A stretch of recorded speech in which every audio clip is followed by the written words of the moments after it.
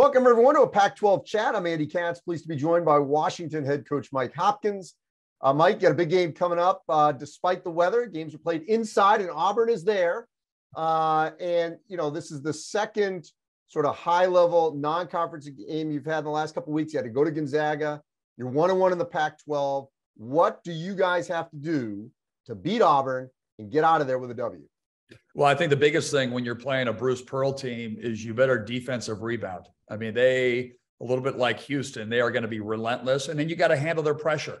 You know, in our first meeting 3 years ago, when we played them, we had 9 turnovers that equaled 20 points in the first half for them. And, so it's the pressure and the rebounding and just matching their toughness. It's interesting you say 3 years ago.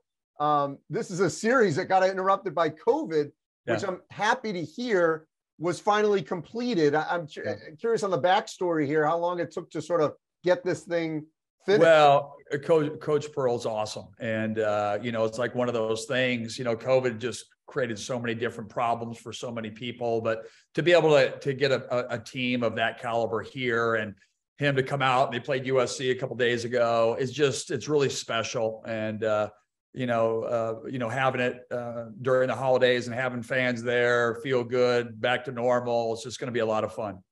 So you've dipped into the transfer portal like everyone else. And, there's like everyone, there's a hit and a miss, but it feels like Keon Brooks has really worked well for you seamlessly, certainly in his productivity. Why is that? Andy, you know what? He's, when we watched him in high school, obviously he played with Isaiah Stewart and Wendell Green, who plays for Auburn tomorrow, but he was a guy that I just thought was elite. He could score. He was athletic. He was an amazing kid, great work ethic.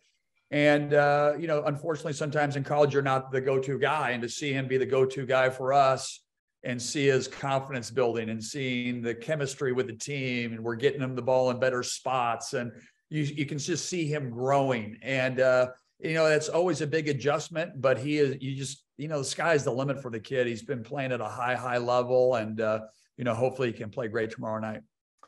Defensively, that's been, sort of your anchor. Where is this team right now as we get closer to restarting the Pac-12 in January? You know what? Our team has been playing really well. We've been defending the 3-point line really well. We've been in our struggles. We've only, we played a good half here and, not put together 40 minutes.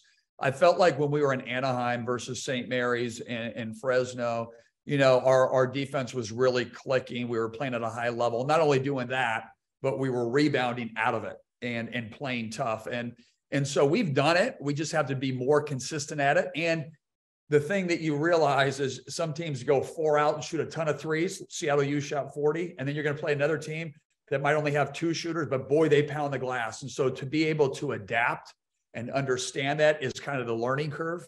But these kids have worked really hard, and they've shown growth, but still a long way to go. That weekend, as you know, to win something, and it's been a while. What did that mean to come out of there and win an event, for confidence, to show that, hey, we can do things like this? Yeah, you know what? This whole thing is believing in confidence and believing in a new system. And when you have guys from the transfer portal it's the belief part of it, and to see it work, I think was really a lot of fun. And seeing these guys doing it together was a lot of fun. That just creates more belief.